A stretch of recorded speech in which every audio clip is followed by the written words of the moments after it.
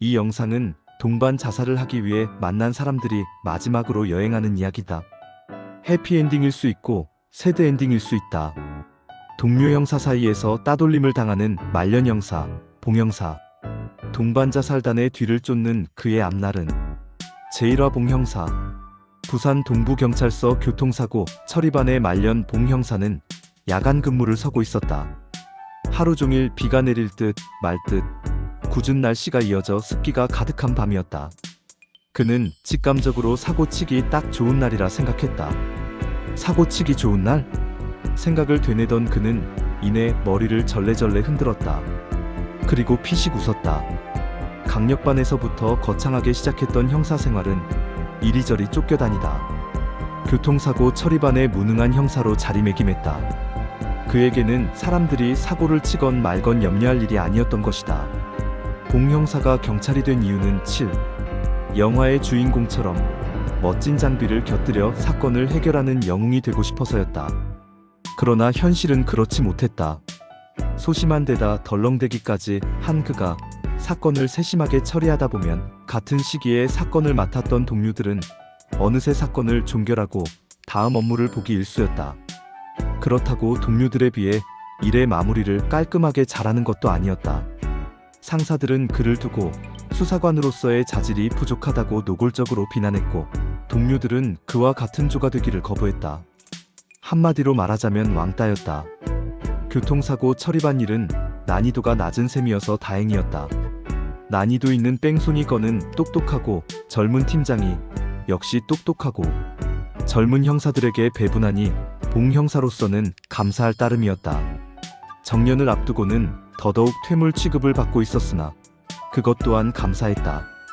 작금의 공무원이라는 직이 일을 잘하기보다는 적당히 몸을 사려 무사히 퇴임만 하게 되면 죽을 때까지 연금 꼬박꼬박 받는 신이 내린 직장 아니겠는가. 박봉에 시달리던 시절 똑똑한 머리를 이용해 한 푼 더 벌겠다고 설치던 동료들은 대부분 옷을 벗었다. 아군이 적군이 되고 적군이 아군이 되는 것이 순식간인 세상이었다. 자이든 타이든 옷을 벗은 사람 대부분은 어려운 생활을 하고 있었다. 현대사회는 똑똑한 사람이 이기는 것이 아니라 버티는 사람이 이기는 게임이었다. 영감, 커피 한 잔 타줘. 함께 야간 근무를 서고 있는 김 형사의 부탁 같은 명령이었다. 그는 사건 조사를 마치고 마무리 서류 작업을 하는 중이었다. 교통사고 처리반의 최고참 봉 형사는 조사를 하는 와중에도 스스로 커피를 타서 마신다. 그런데 이 싸가지 없고 나이도 새까맣게 어린 후배 형사는 조사를 마치고도 하늘같은 선배 형사에게 커피 심부름을 시킨다.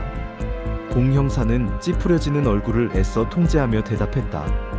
응, 그러지. 봉 형사는 커피를 타는 대신 들고 있던 mp3을 책상에 올려두고 사람들이 블루투스쯤으로 생각하는 이어폰을 끼며 화장실로 향했다. 변기 상단에 적힌 글이 눈에 들어왔다. 당신께서 한 발 앞으로 다가서지 않는다면 다음 사람은 두 발을 다가설 수 없습니다. 그는 변기 앞으로 바짝 다가서서 발포했다. 영감 커피 안 타줘? 어디 갔어? 이 영감탱이. 김 형사의 불만이 고스란히 이어폰으로 전해져 왔다. 사람들은 봉 형사의 mp3을 단순히 음악 듣는 기기인 줄 알고 있지만 천만의 말씀이다. 그것은 mp3로 위장한 러시아제 초특급 도청기로서 GPS까지 탑재되어 있었다. 세상 모두가 그를 따돌려도 따돌림에 동참하지 않을 단 하나, 그의 사랑하는 친구이자 부하였다. 여보세요, 자기나야. 오늘 야근 우리 마눌님 요즘 무슨 낌새를 챘는지 감시가 장난 아니야. 우리 팀 아직도 안 가고 있어. 꼭 내가 야근하는 날. 회식이네 쯧. 정여사 이거 왜 이러시나. 미투, 나도 사랑해. 봉 형사는 터져나오려는 웃음을 애써 참았다. 팀 회식 장소에다 정여사라면 어호텔 한정식 정 사장이 틀림없었다. 동료들이 일상의 진부함을 이기려 봉 형사를 따돌렸다면 봉 형사는 따돌림을 무력화시키기 위해 그들을 사찰했다. 동료들에게 봉 형사가 진부한 삶의 위안이었다면 봉 형사에게는 천지도 모르고 설치는 그들이 위안이었다. 바보 같은 놈들. 유난히 봉 형사를 무시하다 옷을 벗은 이전 반장은 따돌림의 도를 넘어 시도 때도 없이 그에게 그만둘 것을 종용했었다. 신이 내린 직장을 말이다. 봉 형사가 MP3을 켜두고 퇴근을 일삼던 어느 날이었다. MP3 속에는 전 반장의 비리 전화 통화가 고스란히 녹취되어 있었다. 재미로 설치한 통발에 스스로 들어와 갇힌 꼴이었다. 봉 형사는 비리 사실을 감찰부에 제보함으로써 반장의 옷을 벗게 만들었다. 동료로서 도 이상 해선 안 될 일이지만 국민의 혈세로 녹봉을 받는 경찰관으로서 비리를 알면서 묵과할 수는 없는 일이었다. 전 반장은 아직도 자신의 비리가 어떻게 발각되었는지 궁금해 미칠 지경이라 했다. 낱말은 새가, 반말은 쥐가, 교통사고. 철이반의 말은 그들이 그토록 무시하는 왕따의 부하가 모조리 듣고 있다는 사실을 그들은 알지 못했다. 이번엔 사생활이 부정한 동료, 부유한 처가의 재력으로 외제차를 타는 김 형사에게 봉 형사는 어떤 선물을 해야 할지 고민하지 않을 수 없었다. 참았던 웃음이 터져나왔다. 와하하하, 김 형사 이놈. 시원하게 소변을 본 봉 형사는 손도 씻지 않고 사무실로 들어가 커피를 탔다. 그리고 싸가지 없는 후배 형사에게 공손히 건넸다. 늦었습니다, 김 형사님. 김 형사가 혀를 찼다. 영감탱이 근무 시간에 음악이나 듣고 쯧쯧. 퐁당퐁당 돌을 던지자. 봉 형사가 콧노래를 흥얼거리며 자리로 돌아가는데 전화기가 울어댔다. 따르릉. 봉 형사는 정년을 앞두고 마지막을 멋지게 장식할 사건 하나쯤 맡아보면 좋겠다고 생각했다. 네, 동부경찰서 교통사고 처리반 봉 형사입니다. 오부두 앞 교통사고. 부두길 연청세계 고급 승용차 한 대가 도시고속도로의 교각을 들이받고 멈춰 있었다. 차체에 간신히 매달린 운전석 문 속에는 고무공처럼 부풀어 오른 에어백이 고속으로 달리는 차들의 바람을 맞아 흔들렸다. 아스팔트에 바퀴 자국은 없었다. 브레이크를 밟지 못하고 교각을 들이받은 것으로 추정되었다. 이런 종류의 사고 원인은 뻔했다. 음주운전, 운전자가 고주망태가 되어서 과속을 하다 사고를 냈을 것으로 추정됐다. 봉 형사는 차 속으로 코를 들이밀었으나 술 냄새는 맡을 수 없었다. 차들이 일으키는 바닷바람에 냄새가 남아나지 못할 것은 당연지사. 지나친 세밀함이 항상 발목을 잡았으나 덜렁대는 성격을 보완하기 위해 세세히 살피는 것이 습관처럼 몸에 배어 있었다. 조수석과 뒷좌석까지 관찰했으나 특이한 사항은 발견되지 않았다. 사진을 찍어 정황을 확보한 뒤 소방서로 이동했다. 사망자를 이송했던 앳된 소방관은 새로이 일어날 사고를 대비해 잔뜩 긴장한 채 대기하고 있었다. 또 다른 사고를 기다리는 그가 불쌍했다. 차량에 탄 사람은 혼자였습니까? 네. 차 문을 뜯고 운전자를 구조했을 땐 숨만 붙어 있었다 뿐이지 시체나 다름없었습니다.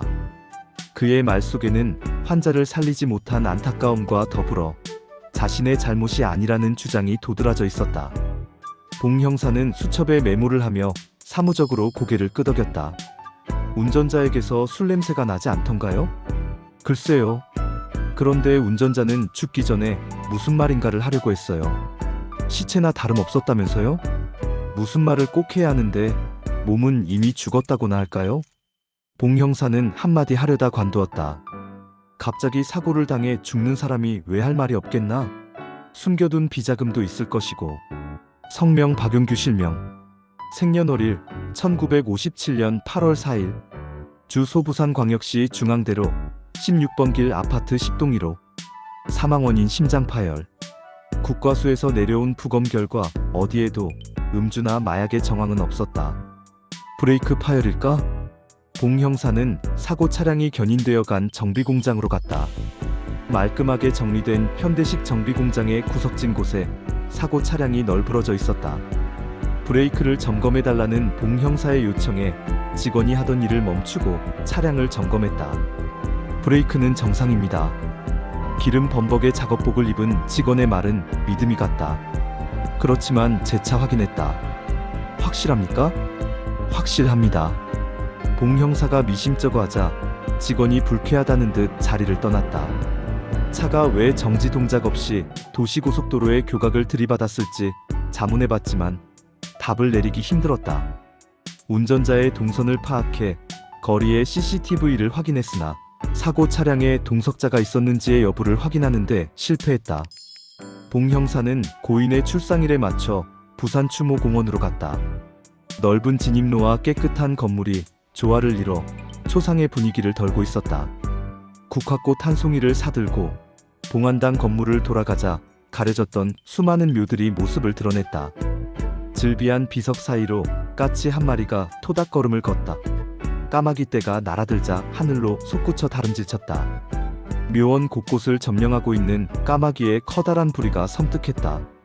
공원의 북쪽 볕이 잘 드는 남향의 디귿자 형식으로 소나무 군락이 감싸고 있는 칠묘역은 문상객들로 인해 새까맣게 변해 있었다.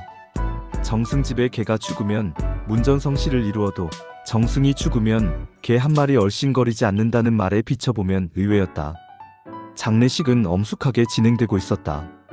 마음으로나마 그가 좋은 곳으로 가길 기도하던 순간이었다. 한 여인의 곡소리가 울려 퍼졌다. 아이고 용규야, 네가 이렇게 가버리냐? 아이고. 소리가 난 곳은 칠묘역 입구였다. 그녀의 곡소리가 얼마나 컸던지 묘역에 있던 사람들의 시선이 그녀에게 집중되었다. 푸석한 파마머리에 짙은 색정장을 입은 그녀의 진입을 중년 사내들이 막고 있었다. 흰머리 사내가 그녀를 힐책했다. 그만해라 그만, 쯧. 사람들이 웅성거리기 시작했다. 그녀의 행동은 고인의 숨겨둔 정인쯤으로 추정하기에 부족함이 없었다. 그녀를 지켜보던 시선이 하나둘 미망인에게로 이동했다. 미망인의 얼굴에는 슬픔과 책임감이 더해져 지친 기색이 역력했다. 야, 이 자식아. 나뿐이냐? 어려운 친구들 중에 용규 도움 안 받은 사람이 어디 있어? 그런 친구가 갔는데 울지도 못해? 내연 관계로 오해를 살까봐 그렇지. 용규 같은 친구가 뭐가 부족해서 나 같은 년과 내연의 관계를 맺겠어? 이 미친놈아. 그녀의 차림새는 격식을 갖췄지만 시대에 동떨어져 있었다. 그래, 맞다마자 미안하다. 흰머리 사내가 담배 한 개비를 꺼내 입에 물고 불을 붙였다. 그녀가 돌계단에 털썩 주저앉자 사내들이 빗장을 풀었다.